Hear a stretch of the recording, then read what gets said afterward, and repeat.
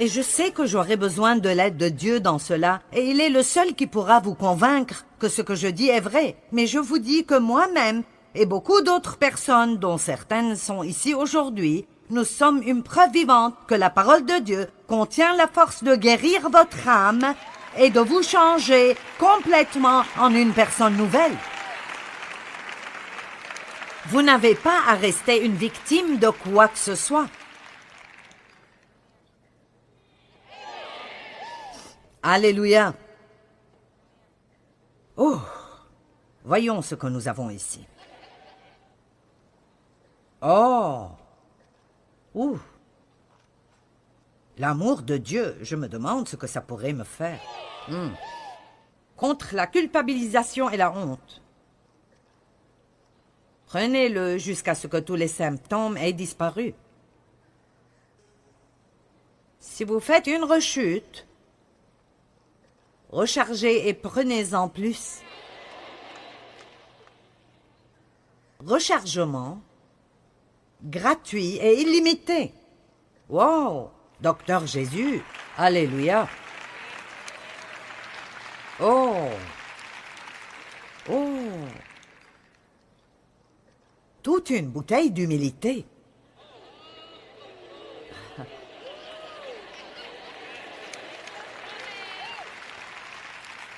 Prenez-en pour l'arrogance, l'orgueil et la prétention. Prenez-en pour le jugement et le criticisme. Rechargement illimité. Prenez-en jusqu'à ce que les symptômes disparaissent. J'ai eu besoin d'une bouteille fraîche de cela récemment. J'ai pris cela régulièrement pendant toutes mes 38 années de ministère. J'en ai toujours besoin. En fait, j'ai toujours besoin de tout cela plutôt régulièrement. Oh! Wow! La générosité, comment ça va m'aider? Oh, prenez-en pour l'égoïsme.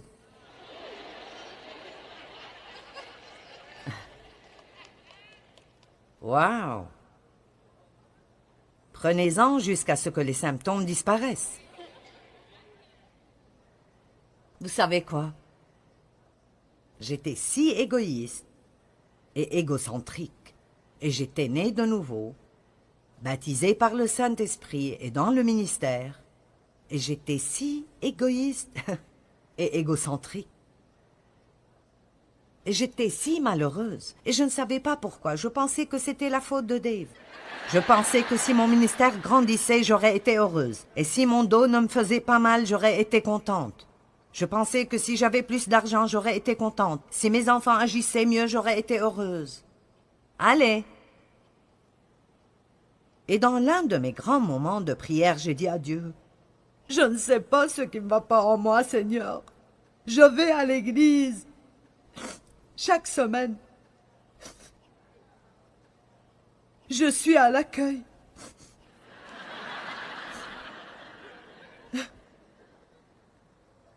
Je ne sais pas pourquoi je suis si malheureuse. Et je vous le dis, vous pouvez dire ce que vous voulez à propos de si Dieu nous parle ou ne nous parle pas, mais Dieu m'a dit,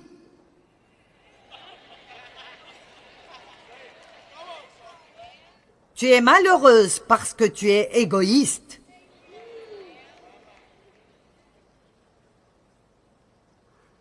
Alors j'ai commencé à étudier l'amour et à étudier et à étudier et à étudier et à étudier et je l'étudie toujours. Apprenez à être des personnes généreuses. Ne faites pas le moins que vous puissiez faire. Faites le plus que vous pouvez faire et faites-le exprès. Je vais fermer l'armoire pour 1 minute. Hébreux 4. Vous me suivez toujours? Est-ce que ça va au-delà de vos cerveaux pour arriver à votre esprit?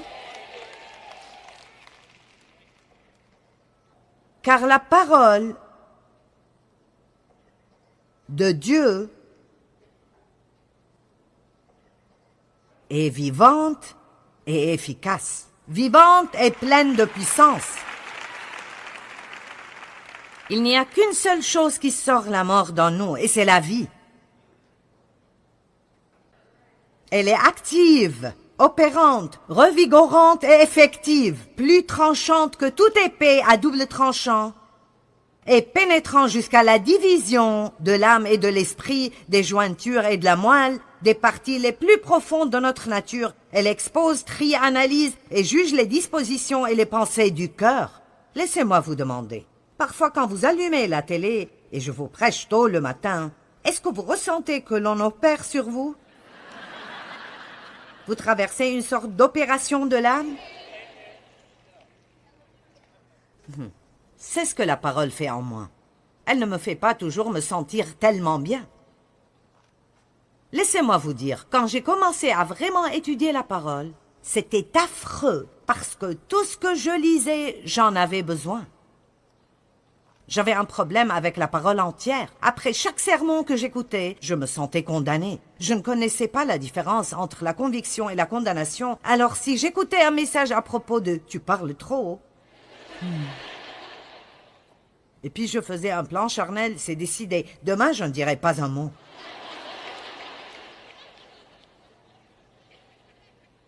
Et je marchais à la maison. Et quelqu'un disait, qu'est-ce qui te prend aujourd'hui? Et je disais, si je parle, vous n'aimez pas. Et si je ne parle pas, vous n'aimez pas. Vous savez comment on appelle ça? La chrétienté enfantine et bébé. Je ne savais pas que ce que je devais dire était « Oui, Seigneur, tu as raison, je suis convaincu. Je dis beaucoup de choses qui blessent les gens, et je dis beaucoup de choses qui me blessent à moi, et je veux changer, et je te demande de me changer, et j'irai à ta parole, et je prendrai mes médicaments. » Allez, laissez-moi vous dire, vous pouvez prendre n'importe quel verset dans les Proverbes, à propos de la bouche, et vous commencerez une grande guérison dans vos vies. Vous devrez y retourner la semaine d'après pour prendre une autre dose, et vous devrez retourner la semaine d'après pour prendre une autre dose. Allez!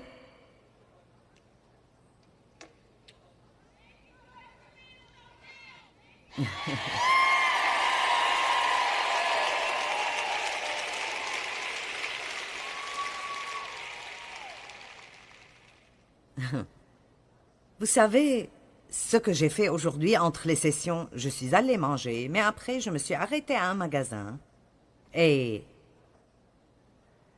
j'ai acheté près de 7 pièces de vêtements pour une amie. Je n'essaie pas de vous montrer combien je suis bonne, mais j'essaie de vous dire comment je reste heureuse.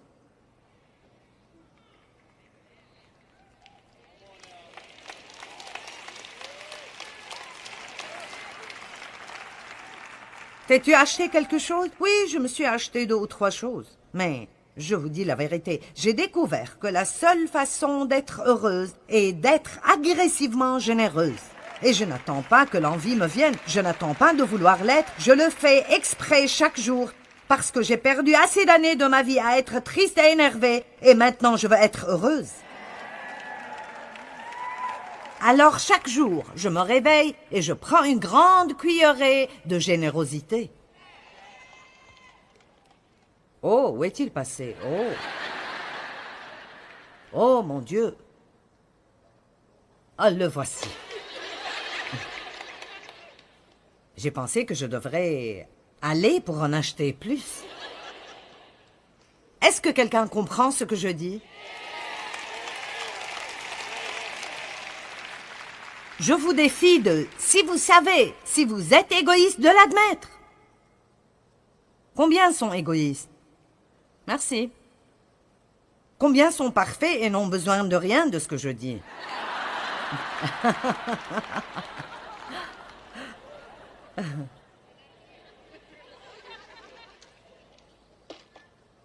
Waouh! L'énergie du Saint-Esprit.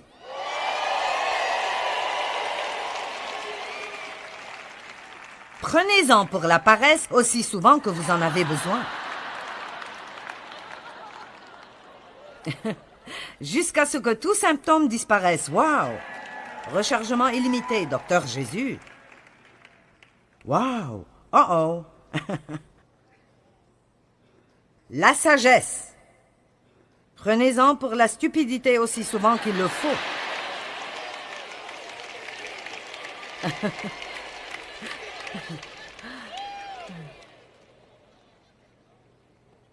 Mon Dieu! Ouh! Comment pouvez-vous être chrétien et vous ennuyer? Je veux dire, si vraiment vous entrez dans cela de tout votre cœur, et vous mettez un objectif, je veux grandir, je veux être comme Jésus, je veux être conforme à son image, je veux qu'il soit fier de moi, je ne suis pas là juste pour avoir ce que je veux, je suis là pour servir Dieu, il revient pour moi et je me tiendrai devant lui et ferai un compte-rendu de ma vie. C'est le moment de nous débarrasser de nos biberons, de nos couches et de nos tétines. C'est le moment de grandir et d'être des hommes et des femmes de Dieu.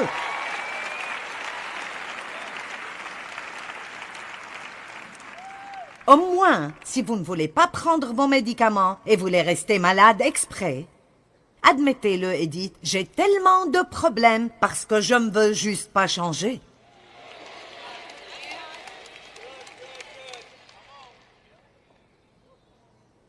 Laissez-moi vous donner un exemple. Vous savez, je me souviens qu'une fois, Dave et moi nous disputions et je me suis tellement énervée contre lui.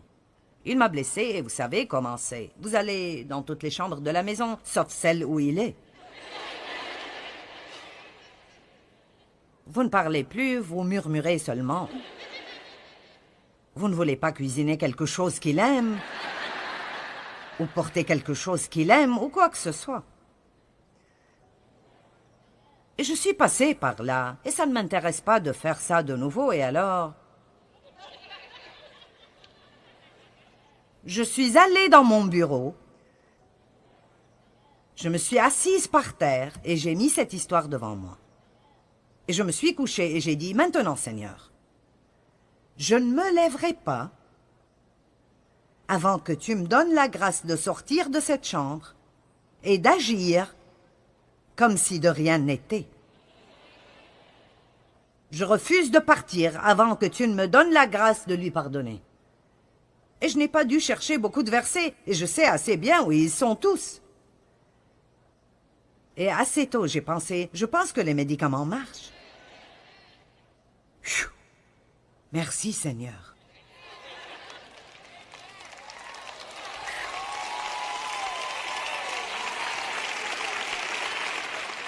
Eh bien, chérie, que veux-tu regarder à la télé ce soir? Je t'amène quelque chose à boire? Écoutez, je n'avais pas la capacité de faire cela. Mais il y a de la grâce et de la puissance dans la parole de Dieu. C'est un médicament pour votre âme. Et si vous arrêtez d'essayer de faire cela par vous-même, et vous allez à Dieu en vous attendant à ce que la parole fasse son travail en vous. Ça prendra un peu de temps pour que vous compreniez, alors j'ai plus d'aide pour vous.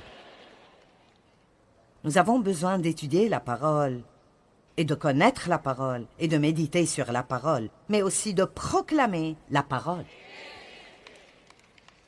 Vous devez savoir assez pour proclamer la parole de Dieu à haute voix, toute la journée, quand il vous est possible de le faire. Dieu m'aime, mes péchés sont pardonnés, il n'y a plus de condamnation. Je m'attends à ce que de bonnes choses arrivent aujourd'hui. Mais j'ai fait votre devoir pour vous. Nous appelons cela le livre mauve. Je ne sais pas pourquoi, c'est juste parce qu'il est mauve. Il est intitulé « La puissance secrète de la proclamation de la parole de Dieu ». Vous voyez, ils ont ce livre. Et il est petit, je veux dire, vous pouvez le porter dans votre sac, ou le mettre dans votre valise, ou dans la boîte à gants de votre voiture, n'importe. Et, en fait, j'ai divisé ce livre en quelques catégories, pour que, quand vous faites face à une attaque, votre médicament est juste là.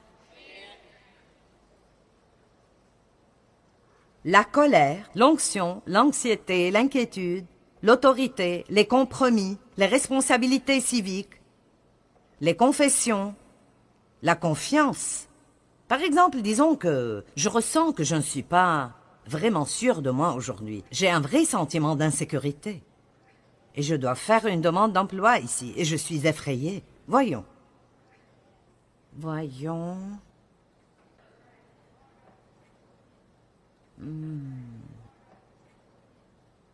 La voici. J'ai mis cela à la première personne du singulier. Donc on y va. Je suis déterminée et rassurée. Je ne suis pas effrayée ni découragée, car le Seigneur mon Dieu est avec moi où que j'aille. Avec ton aide, ô Seigneur, je peux avancer contre une armée, et avec mon Dieu, je peux grimper un mur. J'ai confiance, je m'appuie, et je suis confiant en le Seigneur, et je ferai le bien. Ainsi habiterai-je dans sa terre, et je me nourrirai sûrement de sa fidélité. Mon cœur est fixé, ô Dieu, mon cœur est droit et confiant. Je chanterai et me réjouirai en le Seigneur. Et vous continuez juste à prendre ces médicaments, jusqu'à ce que soudainement...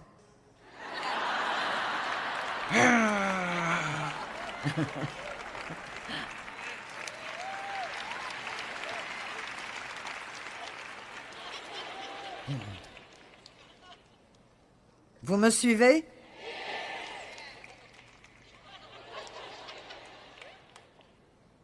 Vous vous réveillez le matin.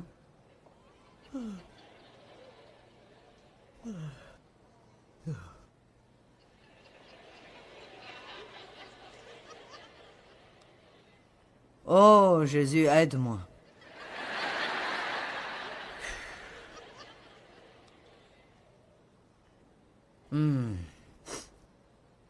La paix. Oh. Prenez-en pour l'anxiété, l'inquiétude et l'irritabilité. Prenez-le jusqu'à ce que tous les symptômes disparaissent. Seigneur, aie pitié. Oh, je pense que c'est ce que je pense que c'est. Qu'est-ce qui vient dans les bouteilles bleues?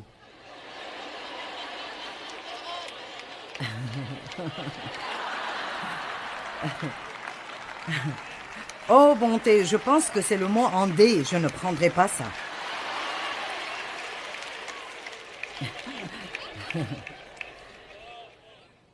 Je veux dire, allez, que faites-vous si vous vous levez le matin et vous sentez comme si un camion vous est passé dessus?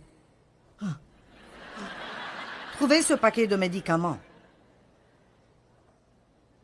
Combien d'entre vous doivent prendre des médicaments chaque jour? D'accord. Combien d'entre vous en prenez? Ah, si vous les oubliez, êtes-vous jamais retourné pour les prendre? Si vous en êtes à court, vous allez en amener plus. Vous vous assurez d'arriver avant que la pharmacie ne soit fermée. Nous sommes vraiment radicaux quand nous avons quelque chose dont nous pensons que ça éliminera notre douleur. Eh bien, tout ce que je demande est que nous soyons même juste à moitié aussi radicaux concernant nos poisons de l'âme que nous le sommes à propos des choses qui nous rendent misérables dans la chair et que nous commencions à vraiment regarder la parole de Dieu comme le remède pour votre âme. Écoutez cela. Oh, j'ai tellement de choses ici. Je pourrais prêcher 40 messages. La traduction d'Isaac Lizer de l'Exode 15-26 dit « Je suis le Seigneur, votre médecin. Le médicament que je prescris est ma parole. »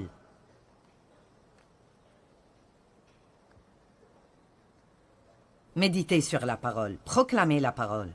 Matthieu 7-24.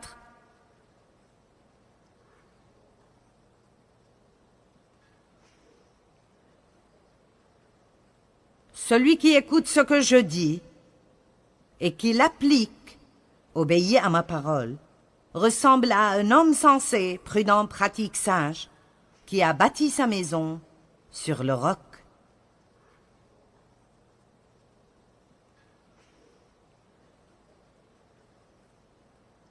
Regardons le verset 25. Il a plu à verse, les fleuves ont débordé, les vents ont soufflé contre cette maison. Elle ne s'est pas effondrée. Nous n'avons pas à avoir peur du tout.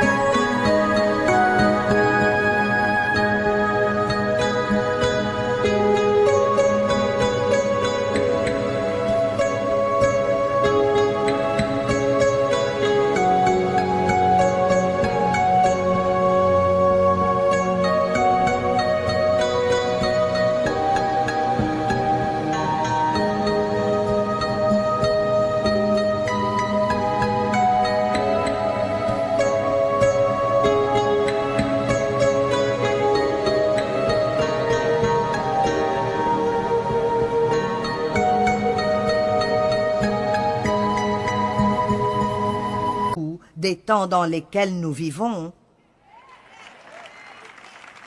si nous avons construit notre maison sur le roc.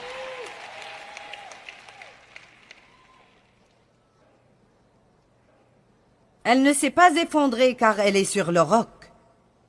Mais celui qui écoute mes paroles sans faire ce que je dis ressemble à un homme assez fou pour construire sa maison sur le sable. Il a plu à verse. Les fleuves ont débordé, les vents ont soufflé avec violence contre cette maison. Elle s'est effondrée et sa ruine a été complète. Les 3 petits cochons. Il était une fois 3 petits cochons.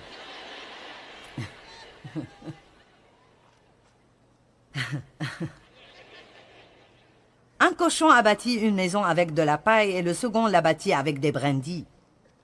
Ils ont bâti leur maison très vite. Très vite. Instantanément. Des réunions d'église de 45 minutes, pas plus long. 2 chants, un message de 15 minutes. J'ai fait mon travail. Allons-y. Dépêchez-vous. Je dois aller à McDo. Ils ont bâti leur maison très vite, et puis ils ont chanté et dansé toute la journée parce qu'ils étaient paresseux. Le 3e a travaillé dur et a construit sa maison avec des briques. Un grand méchant loup a vu les 2 petits cochons alors qu'ils dansaient et jouaient, et il a pensé, quel repas tendre et juteux ces 2 feraient. Il a pourchassé les 2 cochons et ils se sont cachés dans leur maison.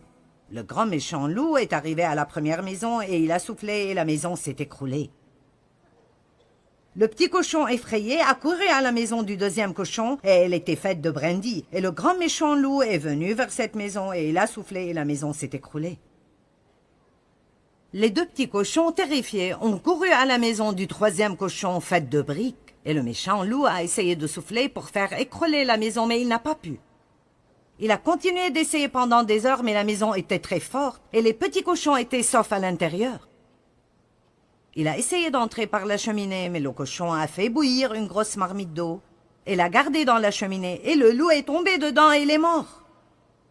Les 2 petits cochons se sont sentis désolés d'avoir été si paresseux. Ils ont bâti leur maison avec des briques et ils ont tous vécu heureux.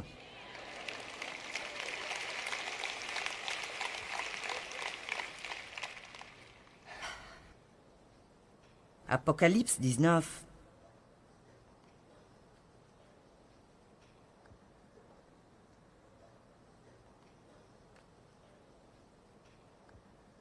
En commençant au verset 11.